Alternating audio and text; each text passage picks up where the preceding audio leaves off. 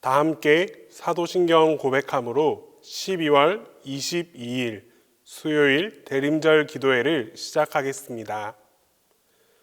나는 전능하신 아버지 하나님, 천지의 창조주를 믿습니다. 나는 그의 유일하신 아들, 우리 주 예수 그리스도를 믿습니다. 그는 성령으로 잉태되어 동정녀 마리아에게서 나시고 본디오 빌라도에게 고난을 받아 십자가에 못 박혀 죽으시고 장사된 지 사흘 만에 죽은 자 가운데서 다시 살아나셨으며 하늘에 오르시어 전능하신 아버지 하나님 우편에 앉아 계시다가 거기로부터 살아있는 자와 죽은 자를 심판하러 오십니다. 나는 성령을 믿으며 거룩한 공교회와 성도의 교제와 죄를 용서받는 것과 몸의 부활과 영생을 믿습니다.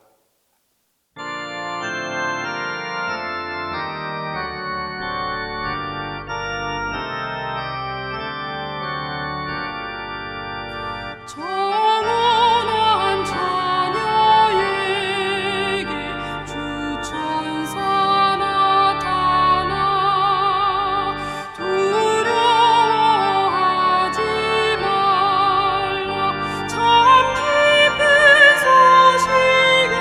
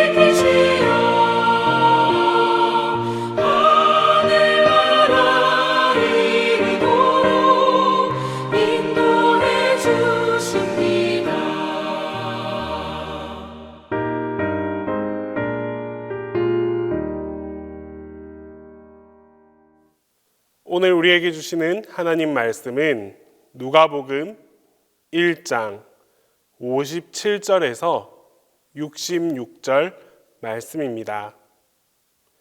신약성경 누가복음 1장 57절에서 66절 말씀입니다. 다 함께 봉독하겠습니다. 엘리사벳이 해산할 기한이 차서 아들을 낳으니 이웃과 친족이 주께서 그를 크게 긍휼히 여기심을 듣고 함께 즐거워하더라. 8일이 되매 아이를 할례하러 와서 그 아버지의 이름을 따라 사가랴라 하고자 하더니 그 어머니가 대답하여 이르되 아니라 요한이라 할 것이라 하매 그들이 이르되 내 친족 중에 이 이름으로 이름한 이가 없다 하고 그의 아버지께 몸짓하여 무엇으로 이름을 지으려 하는가 물으니 그가 서판을 달라 하여 그 이름을 요한이라 쓰매 다 놀랍게 여기더라. 이에 그 입이 곧 열리고 혀가 풀리며 말을 하여 하나님을 찬송하니 그 근처에 사는 자가 다 두려워하고 이 모든 말이 온 유대 산골에 두루 퍼지매 듣는 사람이 다 이 말을 마음에 두며 이르되 이 아이가 장차 어찌 될까 하니 이는 주의 손이 그와 함께 하심이러라. 오늘 본문은 엘리사벳과 사가랴 부부의 후반부 이야기입니다. 전반부에서 이들은 인생의 고민을 갖고 있었습니다. 그들 사이에 자녀가 없었습니다. 더군다나 이제는 나이가 많아서 자녀가 생길 가망조차 사라져 있는 상황이었습니다. 오로지 남은 것은 하나님의 약속, 하나님께서 해주신 그 약속뿐이었습니다. 어려움 속에서 이들은 하나님께 간절히 기도했습니다. 그리고 지금 그 간절함을 보신 하나님께서 천사를 통해 응답해 주셨습니다. 문제는 그 다음이었습니다. 하나님께서는 약속대로 응답하시고 또 역사해 주셨습니다. 그런데 하나님의 역사하심을 받아들일 수 있는지는 또 다른 문제였습니다. 결국 이들은 부족한 믿음으로 인해 또 다른 인고의 시간을 경험해야만 했습니다. 사가랴의 실수는 의심이었습니다. 이 의심 때문에 사가랴는 약속이 이루어질 때까지 말을 할 수 없게 되었습니다. 자, 사가랴는 도대체 왜 하나님의 말씀을 의심했을까요? 자신도 그토록 간절하게 기도했음에도 불구하고 기도의 응답을 믿지 못한 이유는 과연 무엇이었을까요? 사실 이 사가랴의 의심은 우리가 이성적으로 판단했을 때 당연한, 너무나도 당연한 의심일 수 있습니다. 나이가 많아서 도저히 아이를 낳을 수 없는 몸이었기 때문입니다. 그러나 여러분, 때로는 이성적이고 논리적이고 현실적인 생각이 우리의 발목을 잡는 경우가 있습니다. 신앙적인 부분에서 특히 더 그렇다고 할 수 있습니다. 상식적으로 생각해봐. 이건 논리적으로 맞지 않아. 이건 도저히 말이 안 돼. 라면서 우리는 성경의 내용, 신앙의 그 신비를 믿지 않으려 합니다. 결국 사가랴와 엘리사벳에게는 기다림의 시간이 지나갑니다.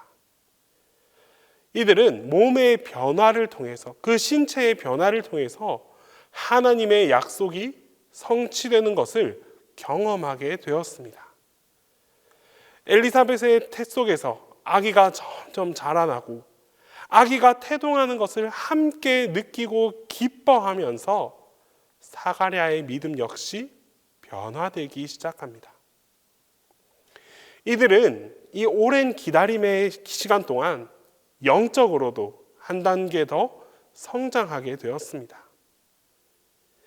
인간의 이성보다 하나님의 약속의 말씀을 더욱 신뢰하게 되었고, 인간의 한계를 뛰어넘는 그 하나님의 전능하심을 더욱 믿게 되었습니다. 그리고 오늘 말씀에 와서 그 응답이 이루어집니다. 57절 말씀입니다. 엘리사벳이 해산할 기한이 차서 아들을 낳으니. 아들을 낳았습니다. 하지만 아직도 사가랴는 여전히 말을 하지 못하는 상황입니다.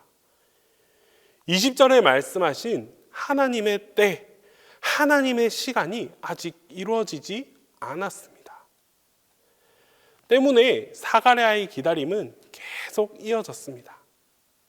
그리고 오늘 본문 62절 이후에 사람들이 아이의 이름을 묻는 모습을 보게 됩니다. 사람들이 사가랴에게 아이의 이름이 무엇이냐라고 물으니 사가랴는 서판에다가 요한이라고 그 이름을 적었습니다. 그렇게 하자 드디어 그의 입이 열리고 혀가 풀리며 말을 하고 하나님을 찬송하게 되었습니다. 사가랴는 하나님의 말씀을 믿지 못하고 의심해서 말을 하지 못하게 되었습니다. 그가 다시 말을 할 수 있게 된 것은 사가랴에게 하나님께서 인정한 믿음이 회복되었을 때였습니다. 사가랴에게 있었던 바로 이 하나님이 인정한 믿음은 무엇입니까? 바로 인간의 관습, 인간의 이성을 뛰어넘어서는 믿음이었습니다. 사가랴는 그 인간의 상식을 넘어서지 못했기에 엘리사벳을 통해 아들이 난다라는 이 말씀을 믿지 못했습니다. 즉 사가랴에게 믿음의 장벽은 인간의 상식, 인간의 이성이었습니다. 하지만 진정한 믿음은 바로 이 인간의 상식을 뛰어넘어서는 데 있습니다. 오늘 말씀에서 사가랴는 아들의 이름을 요한이라 지으며 믿음으로 인간의 한계선을 뛰어넘었습니다. 이처럼 믿음은 한계선을 뛰어넘게 하는 거룩한 능력과 같습니다.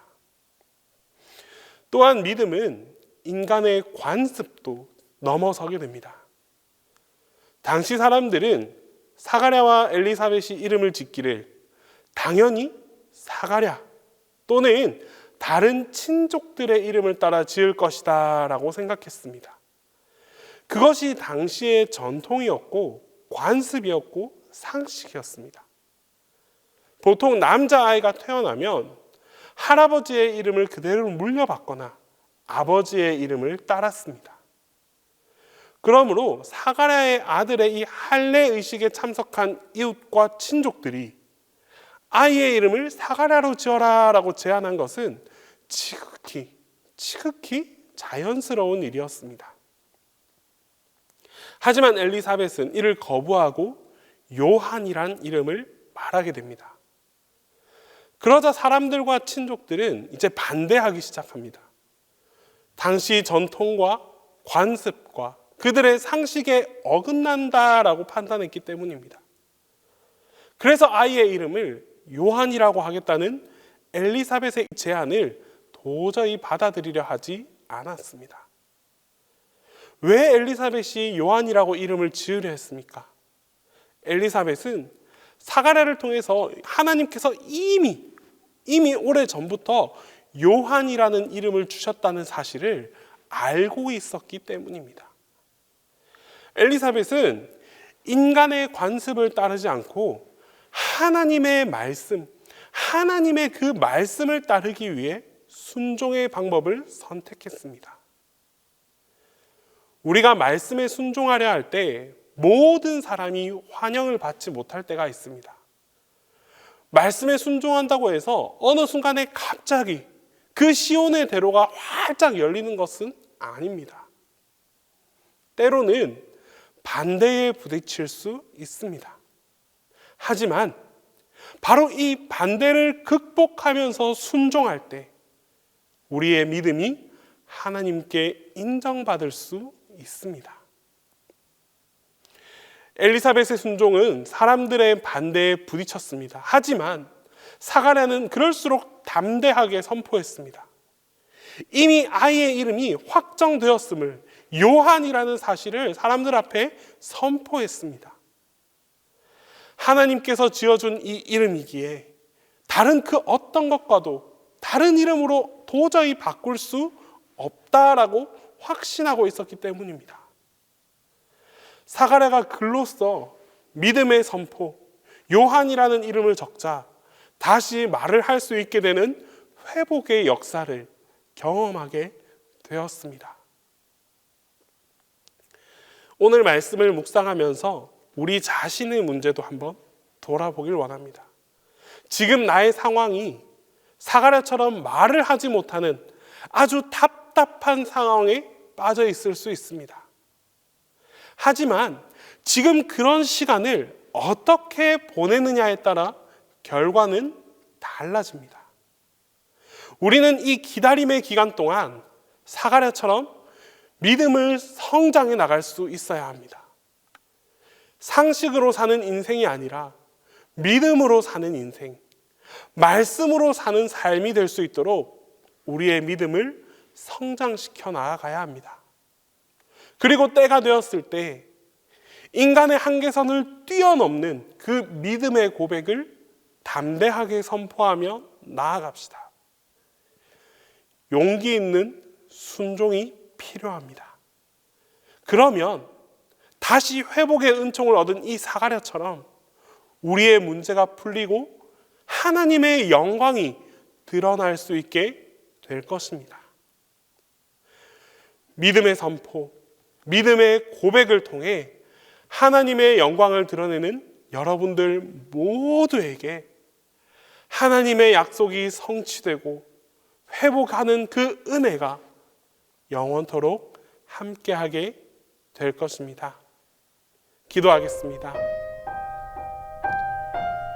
우리 시간 첫 번째로 기도드릴 때에 하나님의 응답을 우리의 믿음으로 확증할 수 있게 해달라고 기도하겠습니다.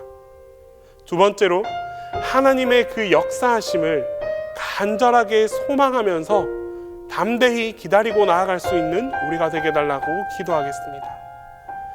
끝으로 이 시간 힘들고 소외받은 어려움에 있는 이들이 있습니다. 그들에게 성탄의 기쁨이 동일하게 전해지게 해달라고 이 시간 함께 기도하겠습니다. 사랑의 하나님, 오늘도 우리의 기도에 귀 기울여 주시고 응답해 주심에 감사드립니다. 주님, 우리의 믿음이 부족하고 연약하여 주님께서 응답하심에도 불구하고 그것을 받아들이지 못할 때가 있습니다. 때론 이성적인 판단과 생각으로 인해 초월적인 하나님의 능력을 의심하고 외면할 때도 있습니다. 이러한 우리를 긍휼히 여겨 주시옵소서. 또한 전지전능하신 하나님을 온전히 바라볼 수 있는 믿음을 허락하여 주시고 믿음을 통하여 하나님의 응답을 확증하며 살아가게 하여 주시옵소서. 주님, 특별히 주님의 역사하심이 필요한 하루하루를 경험하고 있습니다. 주님의 회복이 필요하고 주님의 치유가 필요하며 주님의 질서가 이 땅 가운데 나타나기를 간절히 소망합니다. 그리하여 모든 아픔과 고통들이 하나님의 손길을 통하여 회복되는 놀라운 은혜가 있게 하여 주시옵소서. 이를 위해 우리 모두가 한마음 한뜻으로 주님을 기다리며 기도하게 하옵소서. 주님, 대림이 깊어지고 성탄이 다가오고 있습니다. 우리는 주님 오심을 소망하고 기뻐하지만 지금 이 순간에도 여러 가지 이유로 힘들어하고 소외받는 이들이 있습니다. 주님, 이들에게도 성탄의 기쁨이 전해지게 하옵소서. 무엇보다 우리가 앞장서서 이들을 바라볼 수 있게 하시고 이들에게 손을 내밀어 주님의 사랑을 전할 수 있는 따뜻한 마음을 품게 하여 주시옵소서. 그리하여 우리 모두가 함께 기뻐하고 함께 사랑하는 따뜻한 성탄을 맞이하게 하여 주시옵소서. 담임 목사님을 위해 기도합니다. 성탄을 통한 기쁨과 은혜가 목사님께도 함께하기를 소망합니다. 그리하여 주님께서 주시는 기쁨과 사랑을 통하여 목사님의 사역이 더욱 건강하고 힘있게 하여 주시옵소서. 이제 주님께서 가르쳐 주신 기도 다 함께 하겠습니다. 하늘에 계신 우리 아버지, 아버지의 이름을 거룩하게 하시며 아버지의 나라가 오게 하시며 아버지의 뜻이 하늘에서와 같이 땅에서도 이루어지게 하소서. 오늘 우리에게 일용할 양식을 주시고 우리가 우리에게 잘못한 사람을 용서하여 준 것 같이 우리 죄를 용서하여 주시고 우리를 시험에 빠지지 않게 하시고 악에서 구하소서. 나라와 권능과 영광이 영원히 아버지의 것입니다.